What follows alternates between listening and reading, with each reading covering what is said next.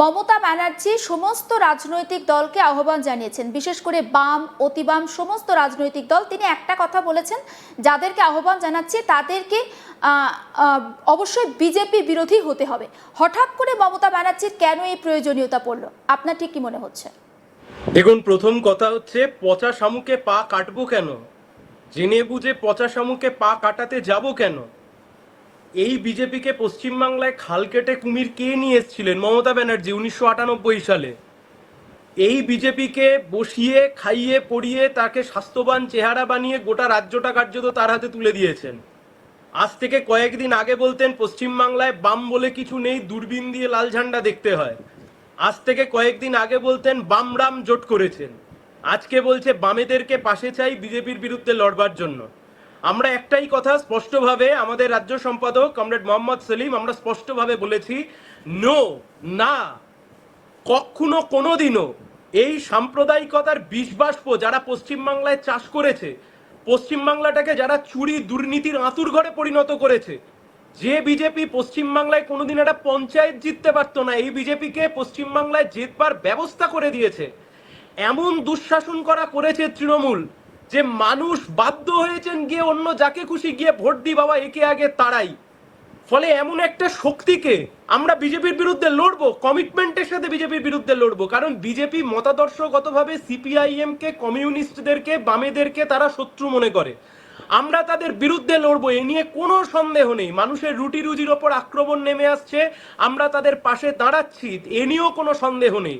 কিন্তু যে মমতা ব্যানার্জি আরএসএস এর মা দুর্গা হয়ে পশ্চিমবাংলায় বিজেপিকে হাত ধরে নিয়ে এসে পশ্চিমবাংলায় ধর্মের রাজনীতির বিষবাষ্প চাষ করেছেন, আর নিজের ভাইপোর কেরিয়ারকে বাঁচাবার জন্য, নিজের ভাইপোর কেরিয়ারটাকে আজকে বাঁচানোর জন্য যিনি বলছেন যে পশ্চিমবাংলার বুকে সিপিআইএম কে সাথে নিয়ে বিজেপির বিরুদ্ধে লড়বে, সেগুড়ে বালি। আগে আপনি নিজের দল বাঁচান, যা চুরি দুর্নীতি করেছেন তার ফাইল বাঁচান, তারপর আপনার সাথে লড়াইয়ের ময়দানে কথা হবে। আর বিজেপির বিরুদ্ধে আদর্শগত যে লড়াই, সে লড়াই আমরা আগেও লড়েছি, এখনো সেই লড়াই লড়বো।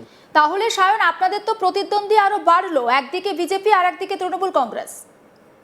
কোথায়? তাহলে তো প্রতিদ্বন্দ্বী বাড়বে। 2026 সালের 4 মে অবধি আমাদের কাছে প্রতিদ্বন্দ্বিতার সংখ্যা বেশি ছিল। একটা বাইনারি পলিটিক্স কাজ করেছে, তৃণমূল বিজেপি একটা বাইনারি, সেই বাইনারিকে ভাঙবার জন্য প্রতিনিয়ত আমাদের লড়াই করতে হয়েছে। আর আজকে আমরা জেনে বুঝে পচা শামুকে পা কেটে আবার সেই বাইনারি তৈরি করব। দেখুন, খুব সহজ অঙ্ক। তৃণমূলকে ভোট কারা দিয়েছে? তৃণমূল মূলত 2-3টে অংশের ভোট পেয়েছে। এক, বিজেপিকে ঠেকানোর জন্য সংখ্যালঘু অংশের মানুষ তারা বাধ্য হয়ে কার্যত তৃণমূলকে ভোট দিয়েছেন, ভালোবেসে ভোট দিয়েছেন এমনটা নয়। তৃণমূল হেরে গেছে, ফলে সংখ্যালঘু ভাই বোনেরা ও ভোট তৃণমূলের কাছে আর যাবে না। একটা ভোট পেয়েছে বেনিফিশিয়ারি ভোট, এই লক্ষ্মীর ভাণ্ডার থেকে শুরু করে বা ইত্যাদি যে বিভিন্ন প্রকল্প থাকে, সেই প্রকল্পের বেনিফিশিয়ারি ভোট তৃণমূল ঘরে তুলেছিল। তৃণমূল সরকারে নেই, ফলে বেনিফিশিয়ারি ভোট তৃণমূল পাবে না।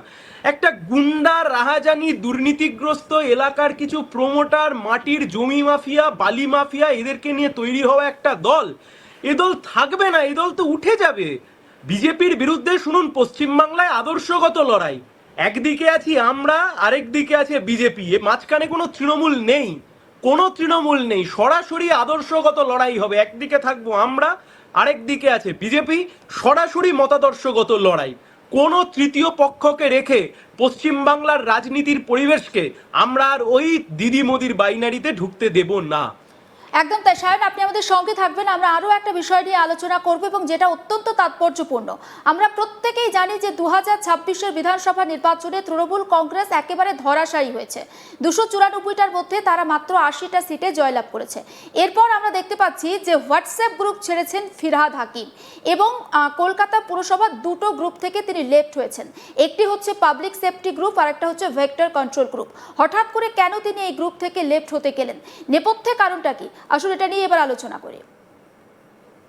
হঠাৎ করে কেন ফিরহাদ হাকিমের এই যে দল বা হোয়াটসঅ্যাপ গ্রুপ সেটা ছাড়ার প্রয়োজনীয়তা পড়ল? আমি আরও একবার সায়নের কাছে যেতে চাইবো।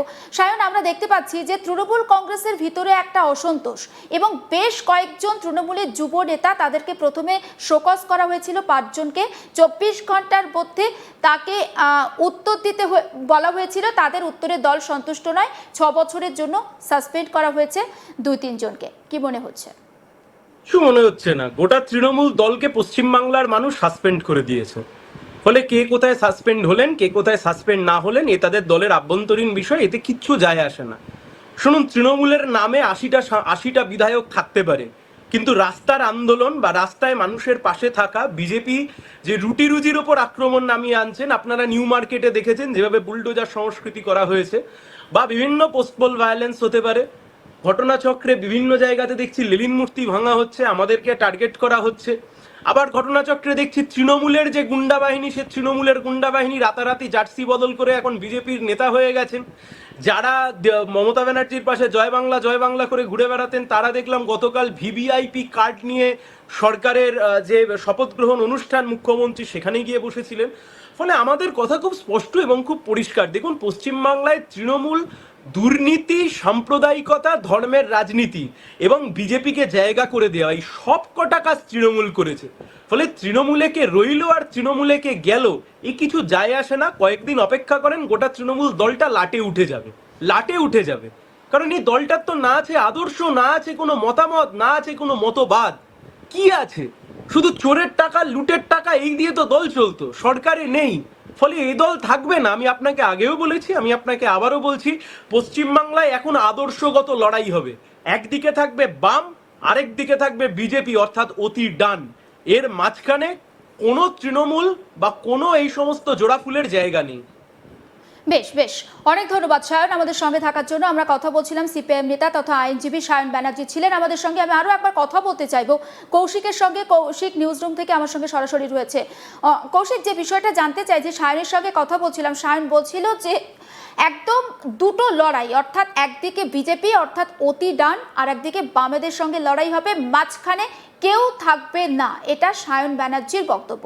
আমার প্রশ্নটা থাকবে, প্রায় 15 বছর পর বিজেপি সরকার যেদিন শপথ নিচ্ছে, শুভেন্দু অধিকারী যেদিন শপথ নিলেন, সেদিন কিন্তু গণশক্তিতে প্রথম সরকারি বিজ্ঞাপন পেল। কৌশিক, দেখো, সরকারি বিজ্ঞাপন গণশক্তিতে পেল, সেটা রাজ্য সরকারের বিজ্ঞাপন। তুমি জানো, 1.5 দশক অর্থাৎ 15 বছর রাজ্য সরকারের কোনো বিজ্ঞাপন গণশক্তি পায়নি। তার মূল অপরাধ ছিল, কোট আনকোট অপরাধ ছিল, সেটি দলীয় মুখপত্র। সেই মুখপত্র হওয়ার কারণে রাজ্য সরকারের কোনো বিজ্ঞাপন তারা পায়নি। গতকাল প্রথম সৌজন্যের রাজনীতি দেখিয়ে, প্রশাসনিক সৌজন্যতা এনে বিজ্ঞাপন বনবাস কাটল গণশক্তি। সিপিআইএমের মুখপত্র, সেই সিপিএমের মুখপত্রের প্রথম পাতায় পাতা জুড়ে একটা বিশাল বড় বিজ্ঞাপন দিল বিজেপির সরকার। আগামী দিনে কি হয় সেটাই এখন দেখার। কিন্তু মূল বিষয়টি হচ্ছে, ফিরহাদ হাকিম মহানাগরিক, তাকে তিনি 2টি হোয়াটসঅ্যাপ গ্রুপ থেকে বেরিয়ে গিয়েছেন।